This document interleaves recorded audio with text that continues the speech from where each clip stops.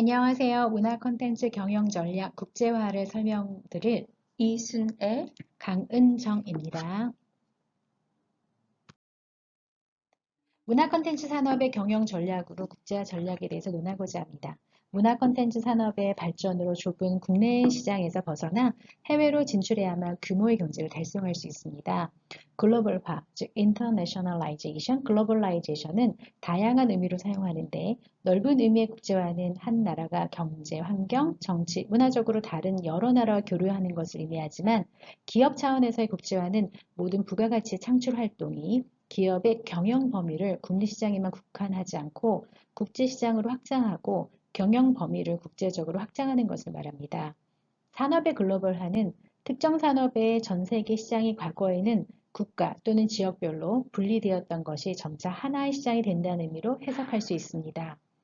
국제화 전략의 프로세스는 국제화를 통한 기회를 판단하고 자산과 역량을 평가해 국제화 전략을 계획하고 핵심 역량을 활용해 국제화의 진입 방법을 결정합니다. 리스크 관리를 통해 높은 실적을 이루는 것 또한 중요한 요소 중의 하나입니다. 국제화를 통해 갖게 되는 이점으로는 시장 확대 효과, 두 번째, 투자 수익률을 높이고, 세 번째, 규모의 경제 실현, 네 번째로는 낮은 인건비로 인한 제작비 절감 등과 같은 지역적 이점이 있습니다. 국제화 전략을 펼칠 때 가장 중요하게 고려해야 할 사항으로 범세계적인 통합이 필요한지, 특정 지역의 요구에 맞춘 지역화가 필요한지를 판단해야 합니다. 즉, 범세계적 통합이 필요한 글로벌 통합 전략이 필요한지, 지역적인 대응이 필요한 다국적 전략이 필요한지, 통합과 지역화 두 부분이 필요한 초국적 전략이 필요한지를 잘 판단해야 합니다. 해외 시장 조사를 통해 기회를 확인하고 어떤 국제화 전략, 즉 글로벌화, 다국적화, 초국적화가 적절한지 판단을 해서 현지 사업을 발전시킬 수 있는 방법, 즉 단순 수출, 라이센싱, 전략적 파트너십, 지사 설립 등을 선택하여 사업을 이끌어 나가는 것은 국내 기업들이 해외 진출 시 필요로 하는 필수 과정입니다.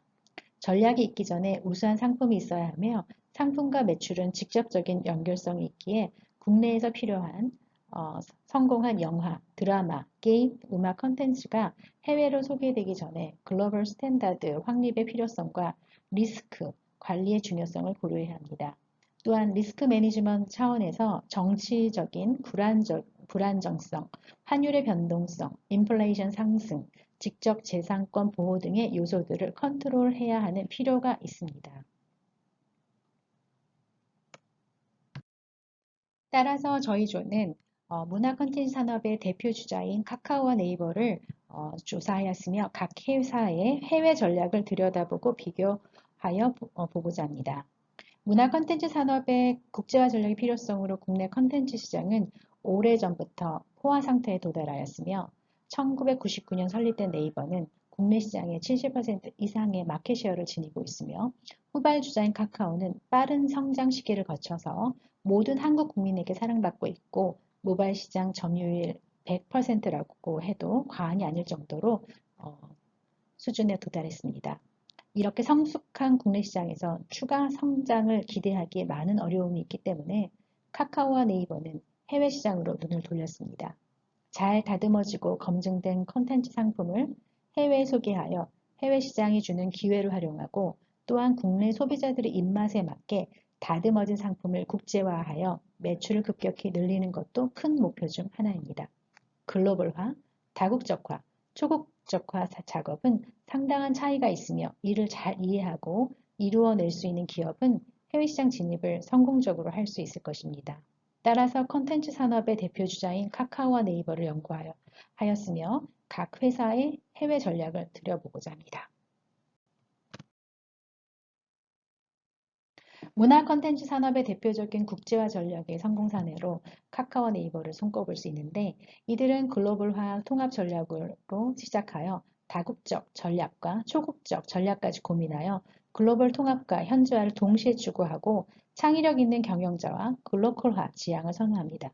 국내 포털업체 캐릭터 라이센스 사업 진출의 예로 라인프렌즈와 카카오프렌즈가 있으며 전략적 제휴에서 협력적 계약, 즉 합작회사의 형태의 공동 국제 공동 제작으로 발전하고 있습니다.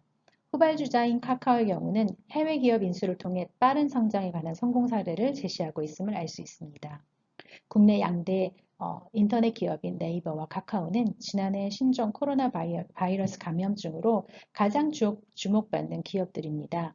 사회적 거리두기로 언택트 문화가 확산되면서 이 기업의 쇼핑, 컨텐츠, 페이, 즉 간편 결제, 클라우드 등 사업이 고성장을 기록하였습니다. 두 회사의 공통점은 우선 콘텐츠 산업은 IP를 바탕으로 한 소설, 웹툰, 영상, 순환 구조를 잘 활용하는 것으로 웹툰이 드라마 혹은 영화로 제작되면 영상 시청자가 다시 웹툰이나 소설로 돌아오는 구조가 장착되어 가고 있습니다. 하지만 네이버는 콘텐츠 자체 개발보다는 투자, 제휴를 통해 현지 콘텐츠 발굴을 선호하며 반면에 카카오는 보유한 IP를 활용해서 소설, 영상 콘텐츠를 직접 개발하며 사업 확장에 차이를 보이고 있습니다. 이런 차이점은 10년 뒤 두 회사가 각기 다른 모습을 보일 것으로 예상합니다. 네이버는 B2B로 성장하고 카카오는 B2C로 성장할 것으로 보이며 예를 들어 네이버는 유명한 백화점 느낌이고 카카오는 백화점 안에 입점해 있는 브랜드와 같은 느낌입니다.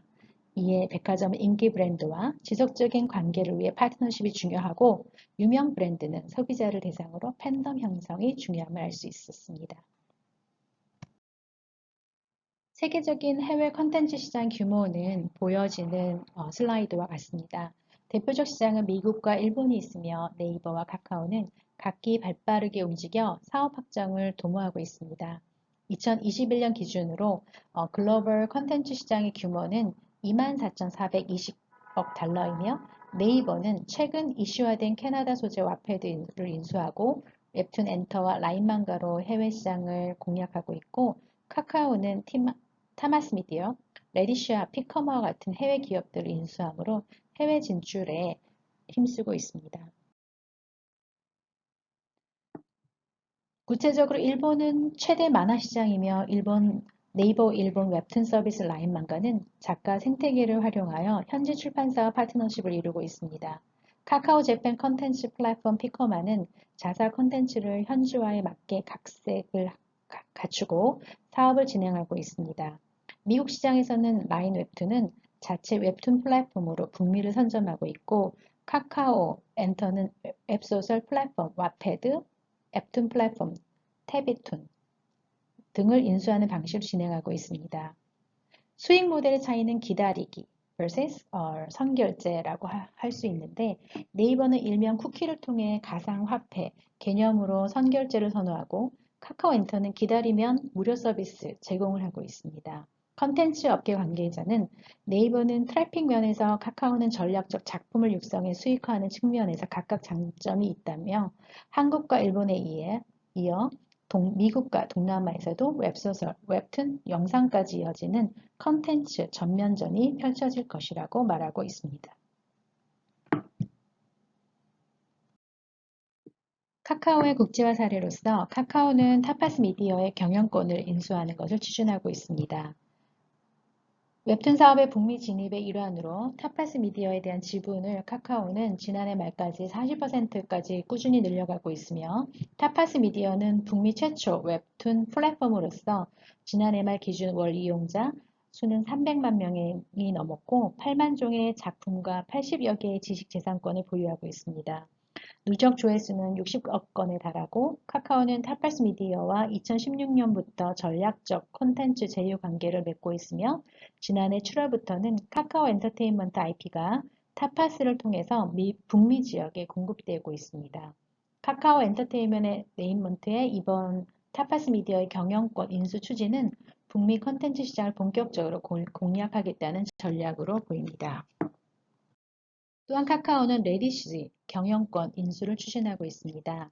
영미권 기반 웹소설 플랫폼으로 짧은 호흡에 전개가 빠른 모바일 웹소설 컨텐츠에 특화되어 있습니다. 레디시 월간 이용자 수는 100만 명을 넘고 2020년 매출은 2천만 달러, 약 230억 원으로 미국 웹소설 플랫폼 중 5위권 수준으로 성장했습니다. 카카오 엔터테인먼트가 인수 주체가 되어 이번 경영권 인수액은 4천억 원 수준으로 전해졌습니다. 카카오 엔터테인먼트는 2020년 7월 레디쉬에 322억 원을 투자해 지분 12%를 확보했고 올 2월에는 벤처 캐피탈 등이 보유한 지분을 추가로 인수함으로써 이번 추가 인수를 통해 레딧이 최대 주주로 올라서며 경영권을 확보하였습니다. 또한 카카오의 레딧이 인수 추진의 목적은 드라마, 영화, 웹툰의 원천이 되는 지식재산권을 확대하기 위함입니다. 또한 카카오의 일본 시장 진출에 대해 사례를 조사하였습니다. 일본 시장에서 카카오의 활약은 피코마의 활약으로 말할 수 있습니다. 올해 1분기 카카오 재팬의 일본 웹툰 웹소설 플랫폼 피코마가 전 분기 대비 매출 성장률에서 세계 3위에 올랐다고 밝혔습니다. 글로벌 앱 조사업체 앱애니가 구글, 애플 등 양대 앱 마켓을 대상으로 조사한 결과 피코마는 올해 1분기 빅게임 앱 매출에서 글로벌 9위를 기록했습니다. 매출 10위 중 유일한 만화 앱입니다. 카카오 재팬은 2014년 야후 재팬이 보유한 지분 50%를 다시 인수했고 피코마의 비즈니스 모델로는 현재 카카오 페이지에서 성공을 거둔 기다리면 무료로 승부수를 띄었습니다. 기다리면 무료는 만화를 여러 편으로 쪼갠 뒤 한 회차를 보고 하루를 기다리면 다음 회차를 무료로 볼 수 있게 하는 것입니다. 기다리지 않고 다음 편을 보려면 요금을 내야 됩니다. 이용자가 기다리지 않고 요금을 내면 피코마 매출이 늘고 무료로 보기 위해 시간을 지키면 매일 피코마를 찾게 하는 습관을 갖게 해 충성도를 높이는 전략을 세웠습니다.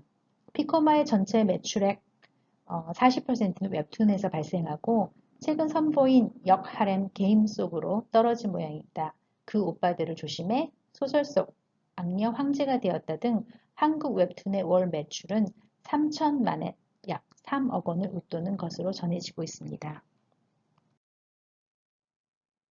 또한 카카오 프렌즈 일본 시장 어피치에 대해서 조사하였습니다. 또 다른 일본 현지화 성공 사례로 카카오 프렌즈 캐릭터 어피치를 손꼽을 수 있는데 일본 진출을 위해 재디자인한 치비 어피치 캐릭터의 디자인을 통해 일본을 넘어 세계적으로 통용되고 있는 의식인 귀여움, 즉 가와이를 반영하고 이를 현지화 성공 배경에 경쟁력으로 활용했다는 점을 높게 살 수 있습니다. 주술적 표상으로의 복숭아, 불사, 봄, 여성의 아름다움 등을 상징하는 모모타로로 대표되는 복과 건강, 비상한 재주, 부귀영화 등의 의미 여성, 소녀의 표상으로서의 복숭아입니다. 뽀로로와 뿌까, 로보카, 폴리, 라바 등 TV 애니메이션을 중심으로 한 캐릭터들이 국제적 인지도를 높이며 확장 발전해 왔지만 아동을 주요 대상으로 했다는 점에서 글로벌 캐릭터로서의 확장 가능성의 한계점 극복 사례로 볼 수 있습니다. 일본 도쿄에 첫 글로벌 공식 매장을 오픈한 데 이어 일본인들에게 큰 호응을 이끌어내고 있다는 점은 한국의 캐릭터가 글로벌 성장 가능성과 경쟁력 확보라는 점에서 주목할 수 있었습니다. 다음으로 네이버의 국제화 사례에 대해서 발표하겠습니다. 글로벌 진출은 생존을 위한 유일한 길이라고 표현하는 네이버 국제화 전략 사례를 통해 문화 콘텐츠 산업의 국제화를 살펴보고자 합니다. 네이버는 지속적으로 기술을 고도화시키는 동시에 라인, 웹툰 등 글로벌 성공 사례들을 하나씩 만들어가고 있습니다. 세계 1위 웹툰 플랫폼인 네이버 웹툰은 운영하는 네이버는 지난 1월에 캐나다 토론토에 본사를 둔 세계 1위 웹소설 플랫폼 와패드를 6,600억 원에 인수를 했습니다. 네이버 웹툰은 와패드를 통해 한층 더 다양한 글로벌 스토리텔링 IP를 확보하게 됐습니다. 와패드의 시너지를 통해 기존의 네이버 웹툰이 가진 IP에 다각화 역량을 강화해 글로벌 최고의 수준의 엔터테인먼트로 한 발 더 다가설 수 있을 것으로 생각합니다. 인수에 대한 의미에 대해서는 콘텐츠 유통뿐만 아니라 기획, 제작의 힘도 가질 수 있는 것으로 인기 있는 스토리의 지식재산권을 가질 뿐만 아니라 인기 있는 이야기를 만들어낼 힘도 있다는 이야기입니다.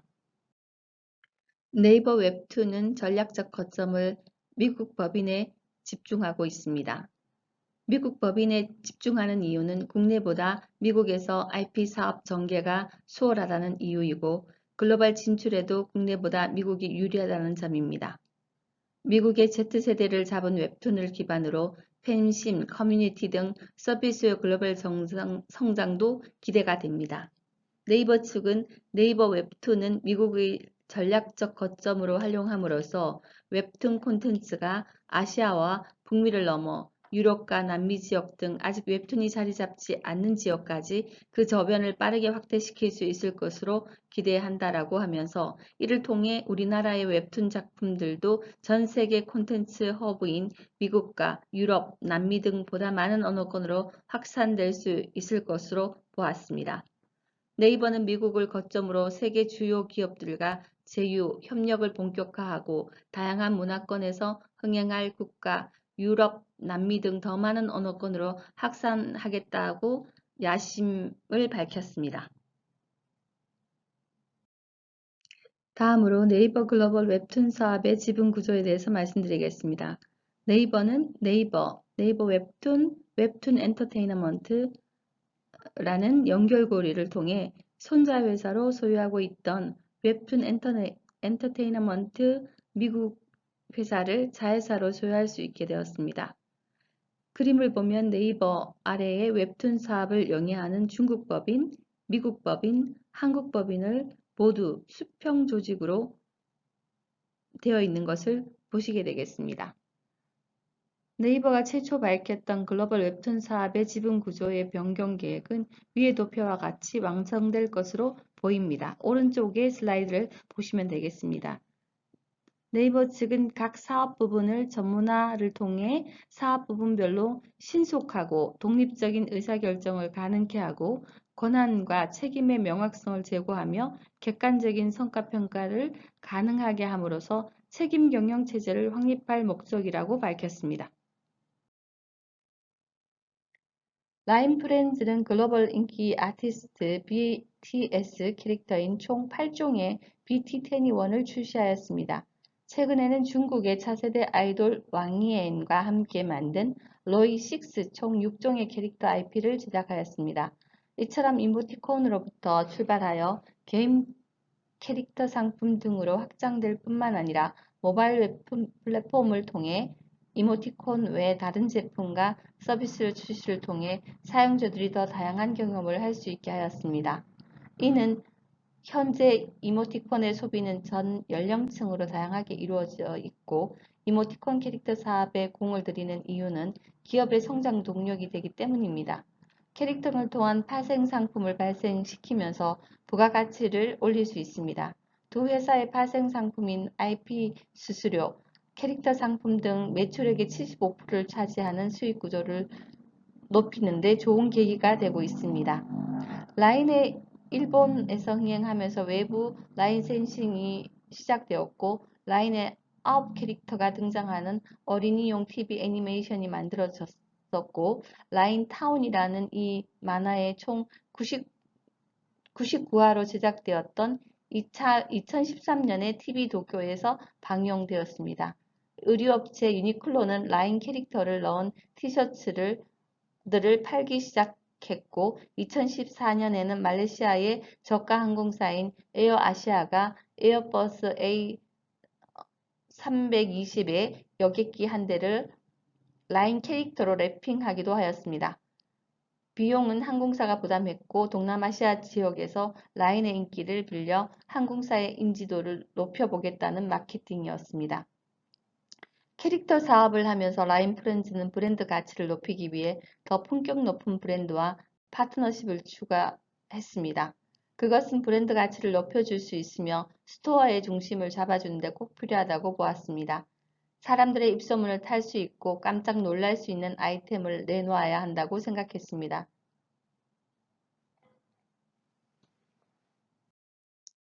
또한 라인 프렌즈는 국내 최대 게임사인 넥슨과 전략적 파트너십을 맺었습니다. 이번 파트너십은 글로벌 MZ세대의 강력한 팬덤을 보유한 라인 프렌즈와 레이싱 게임 열풍을 이끌고 있는 넥슨, 카드라이더의 만남으로 게임 업계는 물론 IP 비즈니스 업계의 큰 관심과 주목을 받고 있습니다.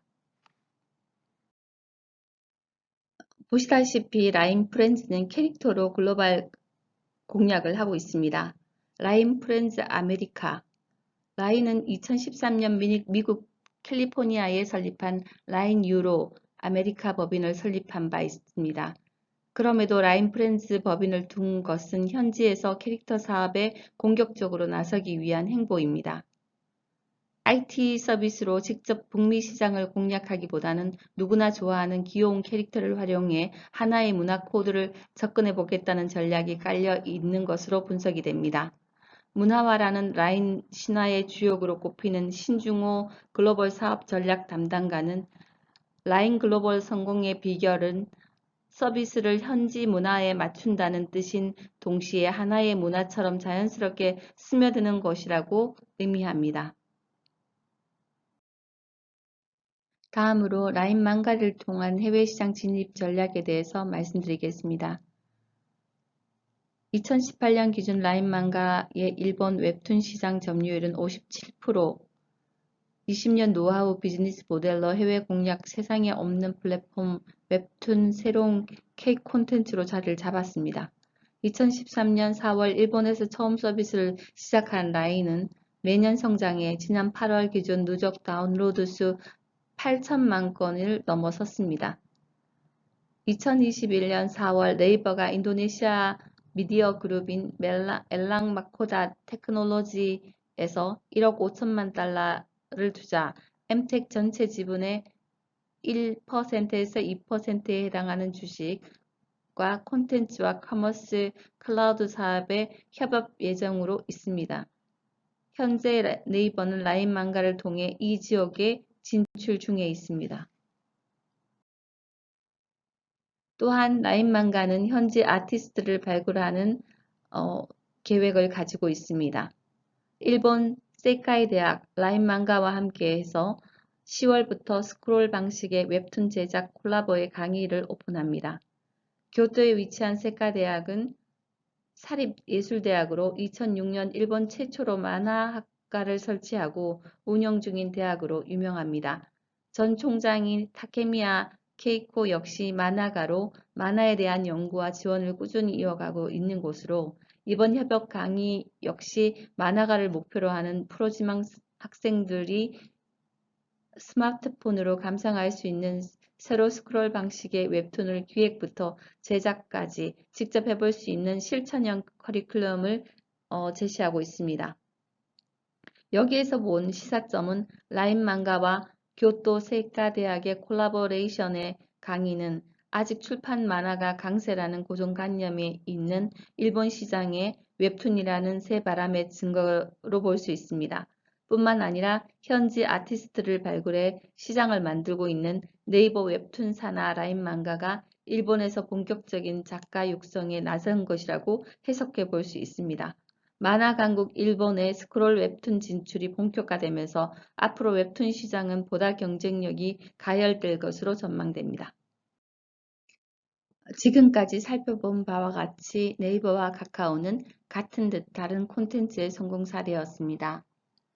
네이버와 카카오는 메신저를 통해 모바일 플랫폼을 발전시키며 사용자 기반을 확보하였습니다. 이를 통해 파생된 캐릭터 이모티콘의 광범위한 굿즈 시장을 형성되었고, 이모티콘 캐릭터 산업은 기존 캐릭터 산업과 유사하지만 약간의 차이점을 보이고 있습니다. 그것은 바로 이모티콘에서 먼저 상황이 설정된 후에 그와 같은 표정의 굿즈가 탄생했다는 점입니다.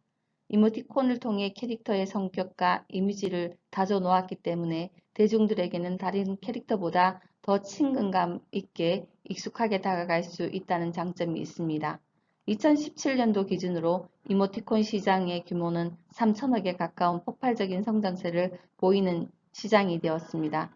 SNS 메신저에서 캐릭터를 활용한 이모티콘은 좋은 광고 수단으로 회사의 정체성을 대신하여 친근감 있게 사용자들에게 다가가는 역할을 하고 있습니다. 이는 곧 오프라인으로도 이어져 본격적인 캐릭터 브랜드로 사업 발전을 하고 있습니다. 라인에서 카카오에서 제작된 자체 캐릭터를 활용한 OSMU를 통해 봉제 인형, 피규어, 문구, 리빙웨어 등 플래그십 스토어에서 판매되고 있습니다. 각 국가 사용자들의 친밀감과 호감도를 가질 수 있도록 그들의 문화나 전통과 접목하여 판매로 이어지게 하였습니다. 지금까지 살펴본 결론으로는 최근 문화 콘텐츠 산업의 전략은 국제화입니다.